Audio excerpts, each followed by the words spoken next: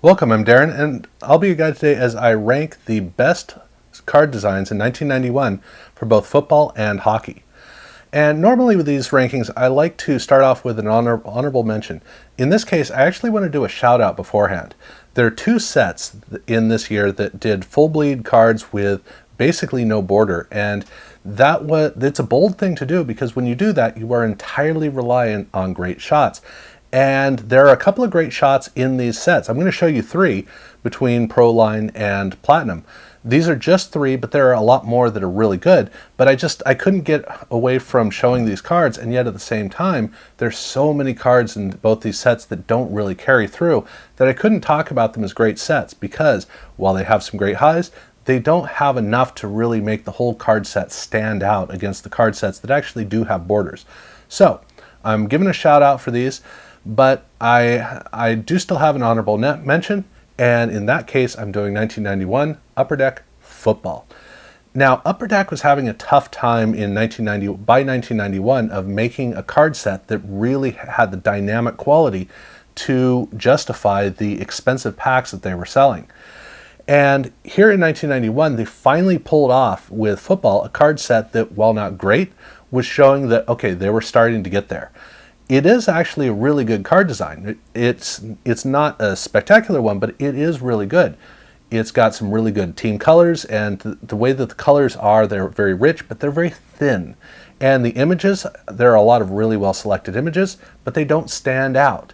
The thing that stands out on these cards is the team logo down at the bottom. That's it. Everything else is nice, but it doesn't have any dynamic strength to where when you look at a display case, none of these are going to stand out.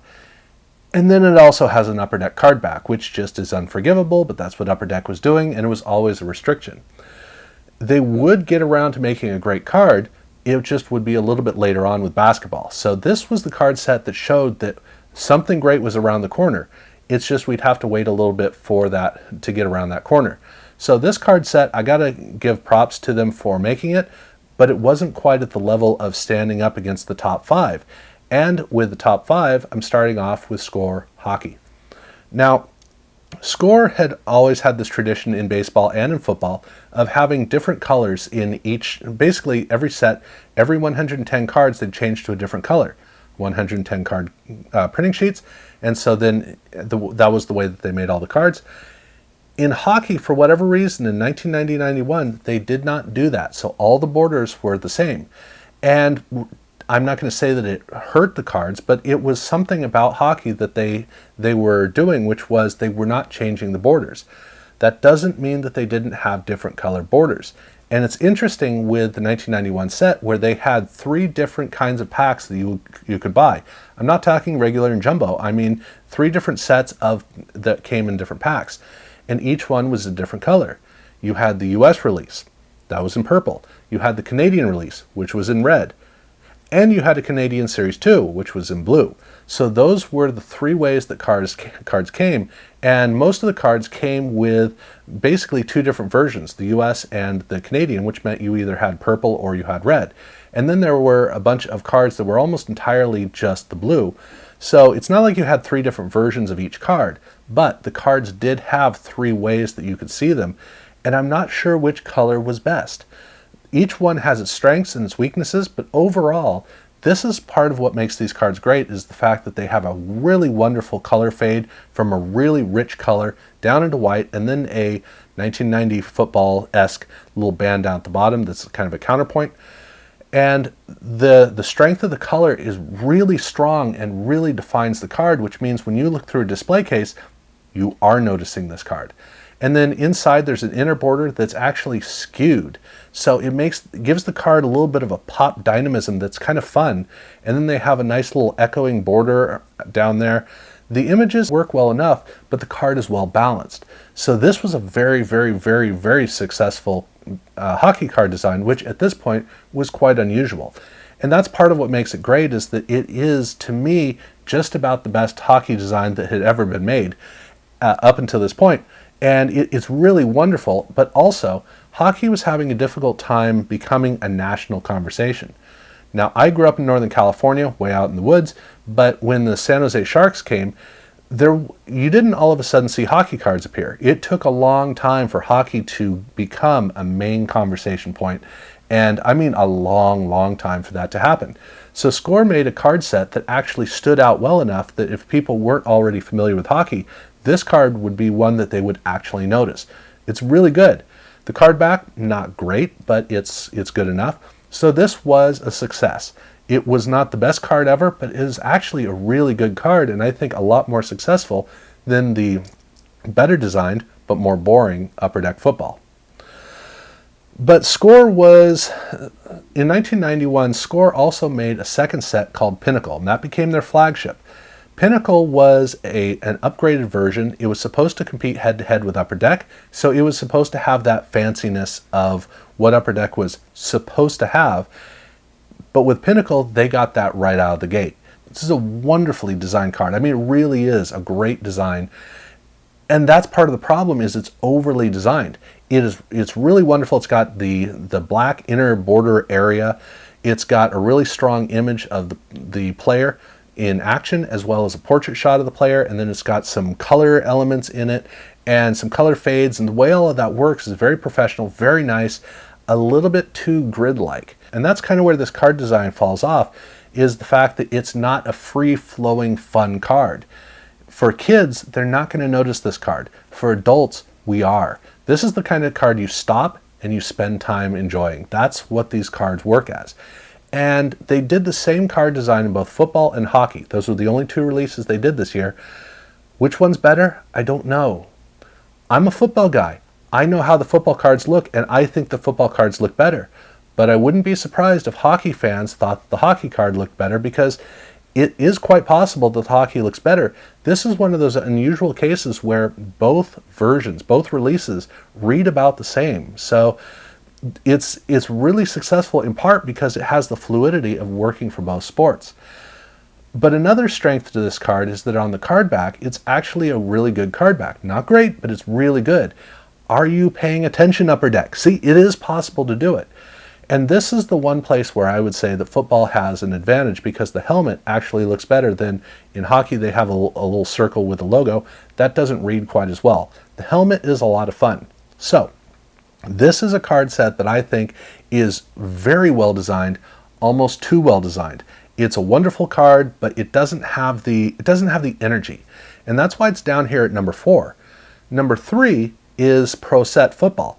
And this does have the energy. In fact, in 1990, Pro Set created an all-time card set that basically laid out a template that everybody else had to be able to pay attention to and either follow or match up to. Now everybody knew what the stakes were. And that worked for Pro Set as well, so that meant that they had to upgrade their card. Now, they had already done the almost unthinkable in 1990, where they got rid of half of the border. So what do you do to improve that? Well, how about get rid of the whole border? They were not the only people who came up with this design, but almost nobody was able to do it as well as they did. And that was because it's all about image selection for them. They did a phenomenal job selecting images.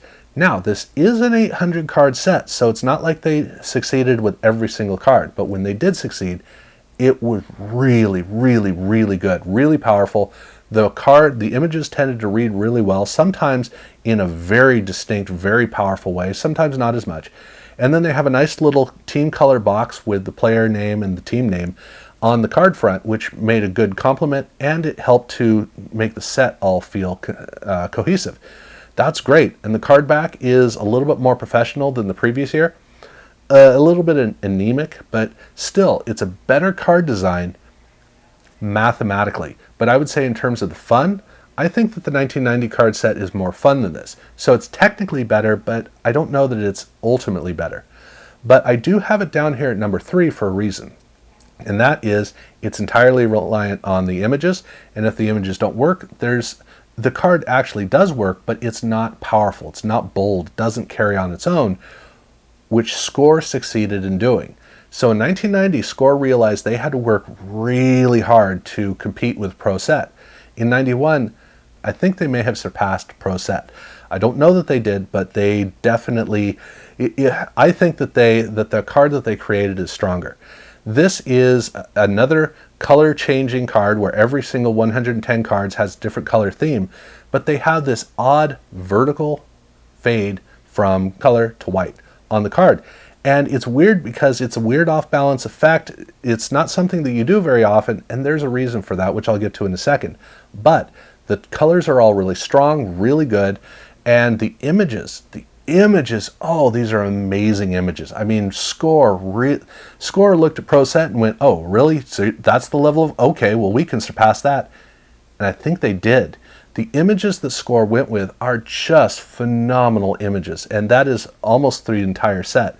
It's incredible, and they played a trick where the player actually disappears off of the frame into the mat.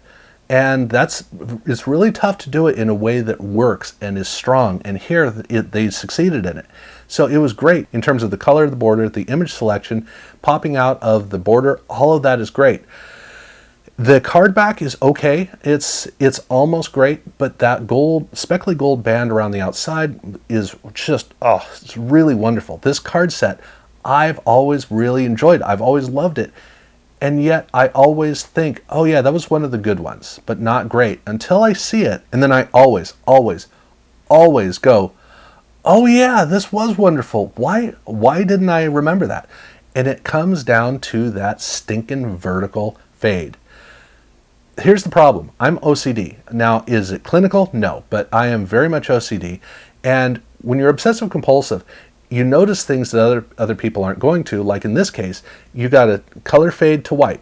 Well, that means for me, obviously, the next card has to be white to color fade, and the color fade to white.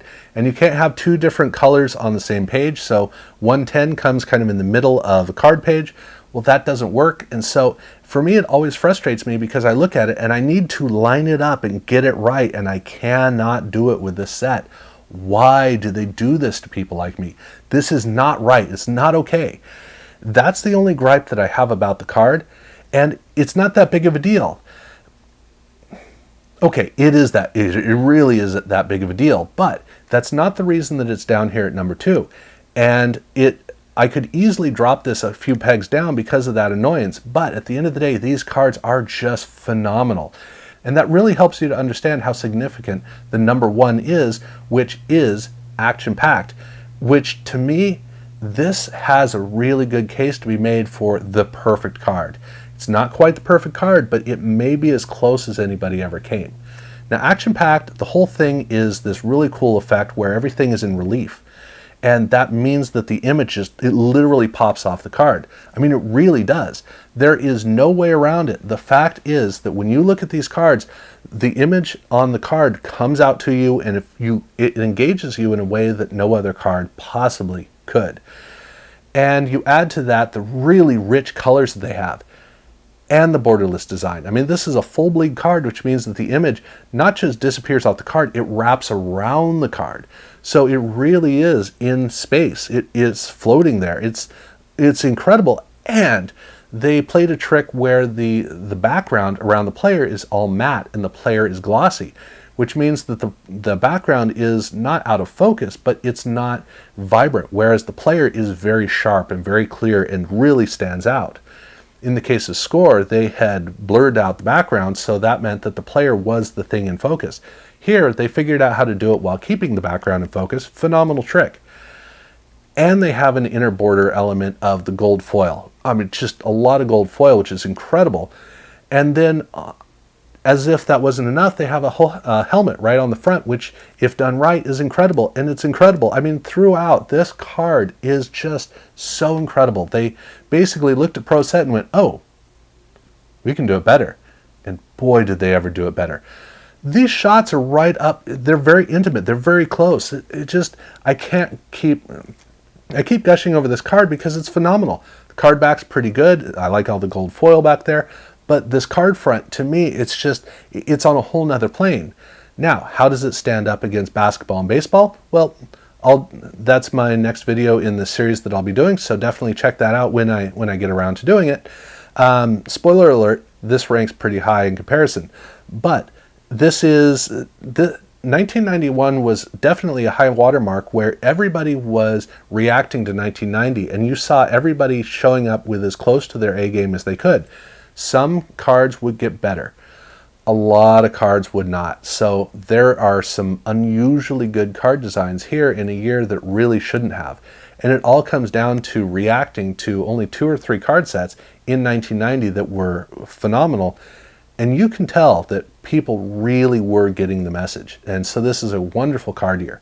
So like I said, I'm going to do another video that combines all 4 sports and looks at the best card designs between all of those. And you're going to see a lot of this video repeated on that video. So definitely check that out when it comes out. And if you haven't seen the other ranking videos or, across my channel, definitely check those out. Do subscribe if you haven't done so already. And yeah, thank you very much for watching.